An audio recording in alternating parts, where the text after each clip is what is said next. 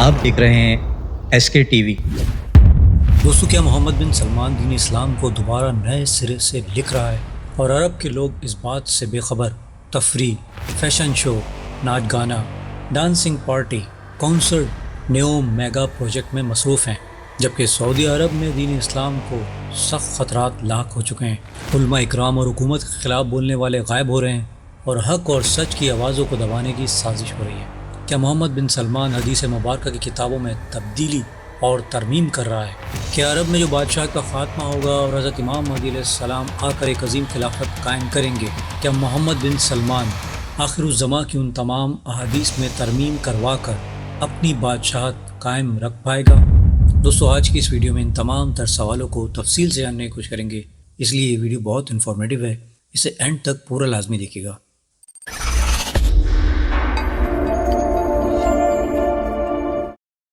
دوستو، اسلامی ادوار میں ایسے بہت سے حکمران گزرے ہیں جنہوں نے تخت کے خاطر دین اسلام کی شریعت میں خود سے ترمیم کرنے کی کوشش کی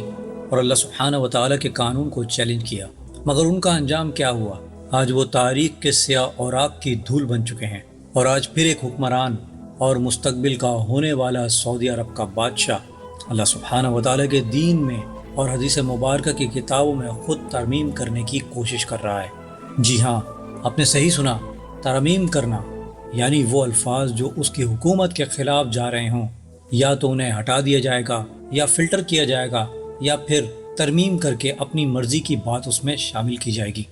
استغفر اللہ۔ یعنی دوستو، جو حدیث مبارکہ ان کی نظر میں سخت ہیں، جو قیامت کی نشانیاں بتاتی ہیں، جیسے عرب میں خانہ جنگی اور حضرت امام مہدی علیہ السلام کا ظہور، وہ ان سب کو ہٹا دینا چاہتا ہے، اور اس کے بعد ایک ایسے اسلام کا تصور پیش کیا جائے گا جو نرم گلاب کی طرح ہو، یعنی رام شدہ بکری کی مانند، جسے یہود و نصارہ جب چاہیں کاٹ ڈالیں اور اپنا کھانا بنا لیں۔ ایک ایسا اسلام جہاں حق کی آواز کو دبا دیا جائے، اور میں آپ کو بتا دوں، انہوں نے اس کا نام نیا اسلام رکھا ہے، اور اس پروجیکٹ پر کام 2017 میں شروع ہو چکا تھا، کہ جس کے بعد راتوں رات چھاپوں کا سلسلہ شروع ہوا۔ درجنوں معزز علماء، دین حق سے وابستہ لوگ، امام کعبہ، پروفیسر جنہوں نے ان کے خلاف بات کی، وہ راتوں رات غائب ہو گئے۔ کچھ آج تک قید میں ہیں، کچھ کو تدریس یعنی تعلیم دینے سے روک دیا گیا، کچھ کو لکھنے سے منع کر دیا گیا، اور کچھ تو ایسے غائب کیے گئے جن کا سراغ آج تک نہ مل سکا۔ اور دوستوں، میں آپ کو بتا دوں کہ اگر آپ دماغ پر زور دیجئے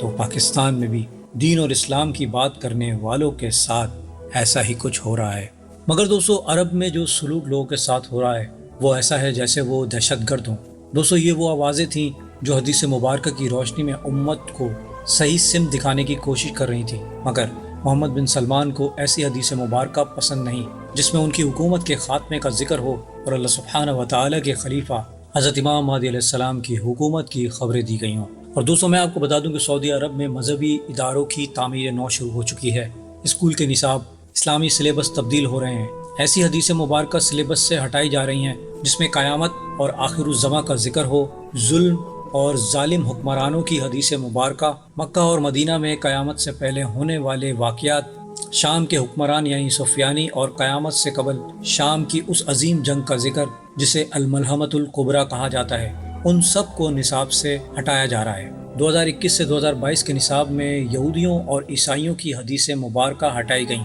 اسی طرح حضرت ابو ہریرہ رضی اللہ تعالیٰ عنہ کی روایت جو حضرت عیسیٰ علیہ السلام کی شام میں نزول کی حدیث مبارکہ ہے، اس کو بھی ہٹایا جا رہا ہے۔ اسی طرح بہت سی ایسی حدیث مبارکہ جس میں حکومت اور خلافت کا ذکر ہو، سلیبس اور ایڈیشن میں حذف کر دیا گیا ہے۔ دوستو، یہ سب کیا ہے؟ دراصل یہ وہ کام ہے جو یہ منافق یہود و نصارہ کے ساتھ مل کر رچا رہے ہیں۔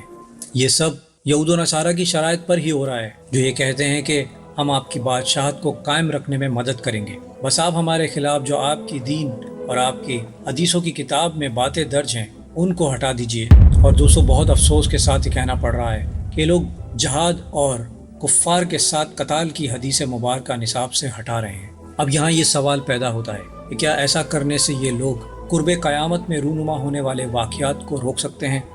نہیں، بالکل بھی نہیں۔ دوستو، اسلام دو بنیاد پر قائم ہے، ایک قرآن مجید فرقان حمید اور دوسری سنت نبوی صلی اللہ تعالیٰ علیہ وآلہ وسلم، جو مستند احادیث مبارکہ کی صورت میں محفوظ ہیں۔ اگر معاذ اللہ معاذ اللہ میرے منہ میں خاک، یہ ملعون لوگ سنت کو ہٹا دیں تو وہ قرآن مجید کی زندہ تشریح کو ہٹا دیں گے، معاذ اللہ، جبکہ ایسا کرنا قیامت تک ناممکن ہے۔ پتہ نہیں ان جیسے کتنے حکمران آئے اور خاک ہو گئے، کیونکہ قرآن مجید فرقان حمید کی حفاظت کا ذمہ خود اللہ سبحانہ و تعالیٰ نے اٹھایا ہوا ہے، اور یہ کبھی بھی اس کو ہٹا نہیں سکتے، اور مجھے یوں لگ رہا ہے کہ اب ان کے دن گنے جا چکے ہیں۔ اور میں آپ کو بتا دوں کہ ان جیسے لوگوں کے بارے میں اللہ سبحانہ و تعالیٰ سورہ انعام کی آیت نمبر 116 میں یوں ارشاد فرماتا ہے کہ اور اکثر لوگ جو زمین پر آباد ہیں گمراہ ہیں، اگر تم ان کا کہا مان لو گے تو وہ تمہیں خدا کا راستہ بلا دیں گے، یہ محض خیال کے پیچھے چلتے ہیں، نیرے اٹکل یعنی فضول اندازے چلاتے ہیں۔ اسی طرح دوستو صحیح مسلم کی کتاب الامارت یعنی حکومت کی کتاب میں حدیث نمبر 1847 میں ہمارے پیارے نبی حضرت محمد مصطفیٰ صلی اللہ تعالیٰ علیہ وسلم نے ارشاد فرمایا، میرے بعد ایسے حکمران ہوں گے جو نہ میری ہدایت پہ چلیں گے اور نہ میری سنت کو اپنائیں گے، اور ان میں سے کچھ لوگ ایسے ہوں گے جن کے دلوں میں شیطانوں کے دل ہوں گے مگر جسم انسانوں کے ہوں گے۔ حضرت حذیفہ رضی اللہ تعالیٰ عنہ نے دریافت کیا، اے اللہ کے رسول صلی اللہ تعالیٰ علیہ وسلم، اگر میں ایسا وقت دیکھ لوں تو کیا کروں؟ آپ صلی اللہ علیہ وسلم نے ارشاد فرمایا، حکمران کی بات سننا اور اس کی اطاعت کرنا، چاہے وہ تمہاری پیٹھ پر کوڑے مارے اور تمہارا مال ہی چھین لے۔ دوستو یعنی ہمیں صبر کا کہا گیا ہے۔ اب دوستو ذرا غور کیجئے،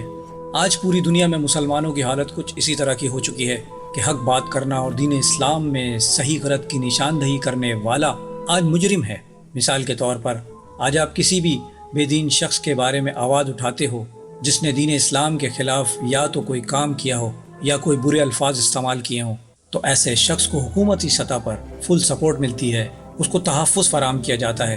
اور یہی وہ لوگ ہیں جن کے سینوں میں شیطانوں کے دل لگے ہوں گے۔ حضرت عبداللہ بن عمرو بن عاص رضی اللہ تعالیٰ عنہ کہتے ہیں کہ میں نے رسول اللہ صلی اللہ علیہ وسلم کو فرماتے سنا، بے شک اللہ سبحانہ و تعالیٰ علم کو لوگوں سے چھین کر تو نہیں اٹھاتا، بلکہ وہ علم کو اٹھاتا ہے علماء کو اٹھا کر، یہاں تک کہ جب وہ کوئی عالم نہ چھوڑتے تو لوگ جاہلوں کو اپنا سردار بنا لیں گے، پھر ان سے فتویٰ مانگا جائے گا تو وہ بغیر علم کے فتویٰ دیں گے، وہ خود بھی گمراہ ہوں گے اور دوسروں کو بھی گمراہ کریں گے۔ اب دوستو ذرا غور کیجئے کہ محمد بن سلمان جو سعودی عرب کے سلیبس میں ترامیم اور تبدیلی کر رہا ہے، علماء اکرام، بڑے بڑے پروفیسر، حتیٰ کہ امام کعبہ کو بھی خاموش کرنے کی کوشش کی گئی۔ جب دوستو حدیث نبوی صلی اللہ تعالیٰ علیہ وسلم ان حکمرانوں کے لیے خطرہ بن جائے تو یہ بھی ایک طرح کا ظلم ہی ہے کہ جس ظلم کا خاتمہ فرمانے کے لیے اللہ سبحانہ و تعالیٰ اپنے خلیفہ حضرت امام مہدی علیہ السلام کو بھیجے گا۔ کتاب الفتن حدیث نمبر 955 میں یہ درج ہے کہ جب لوگ منی اور عرفات میں ہوں گے تو قبائل کے جمع ہونے کے بعد ایک پکارنے والا پکارے گا کہ خبردار، تمہارا امیر فلاں شخص ہے۔ اس کے پیچھے ایک اور آواز آئے گی کہ اس نے جھوٹ بولا، اور اس کے پیچھے دوسری آواز آئے گی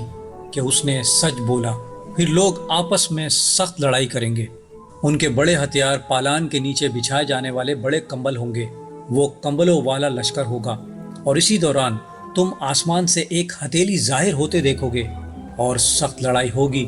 حق کے مددگاروں میں سے کوئی باقی نہ بچے گا مگر اتنی تعداد میں جو اہل بدر کی تھی، یعنی 313۔ پھر وہ اپنے امیر یعنی حضرت امام مہدی علیہ السلام کی بیعت کے لیے روانہ ہو جائیں گے۔